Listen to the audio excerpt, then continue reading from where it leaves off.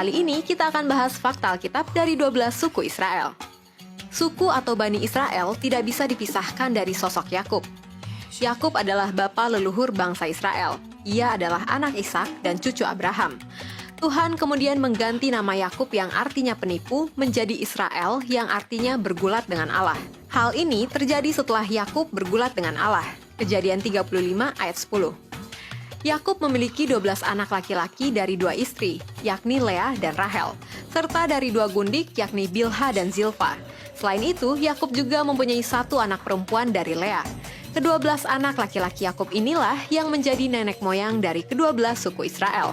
Keturunan merekalah yang disebut sebagai bangsa Israel, umat pilihan Tuhan, berdasarkan perjanjiannya kepada Abraham, Ishak, dan Yakub. Kali ini, Fakta Alkitab akan membahas mengenai Ruben, anak tertua Yakub. Seperti apa kisahnya? Yuk diklik dulu tombol subscribe dan tombol loncengnya. Latar belakang. Ruben adalah putra sulung Yakub dan istrinya yang bernama Leah. Kejadian 29 ayat 32. Sebagaimana yang dicatat dalam kitab Kejadian Perjanjian Lama Alkitab Kristen, maka ia adalah leluhur dari suku Ruben. Nama Ruben berarti lihatlah seorang anak laki-laki, yang diberikan langsung oleh Leah ibunya. Nama ini dihubungkan dengan ungkapan yang berasal dari 2 kata bahasa Ibrani, Ra'ah Be'ani.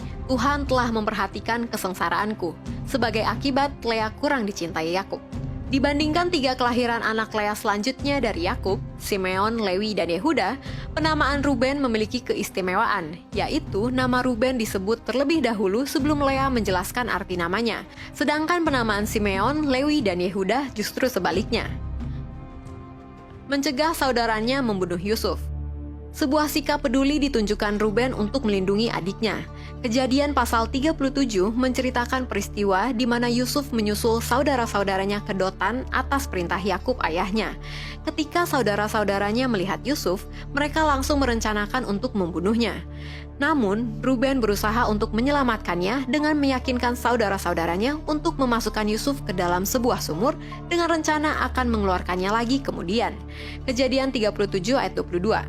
Akan tetapi, Yehuda berhasil meyakinkan yang lain bahwa Yusuf lebih baik dikeluarkan dari sumur itu dan dijual kepada kafilah yang sedang menuju ke Mesir. Maka terjadilah peristiwa di mana Yusuf dibawa ke Mesir sebagai budak.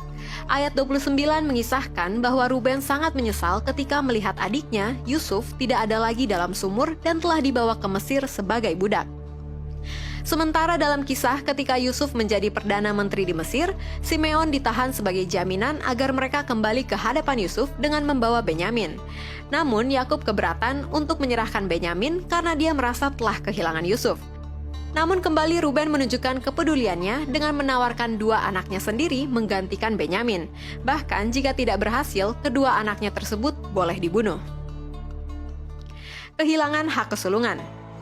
Anak sulung Yahudi memiliki hak kesulungan untuk menerima haknya 2 kali lipat. Ulangan 21 ayat 15-17, berhak naik tahta, 2 Tawarik 21 ayat 3, dan menerima warisan. Ulangan 21 ayat 17. Hak kesulungan seterusnya dijaga sebagai kebanggaan.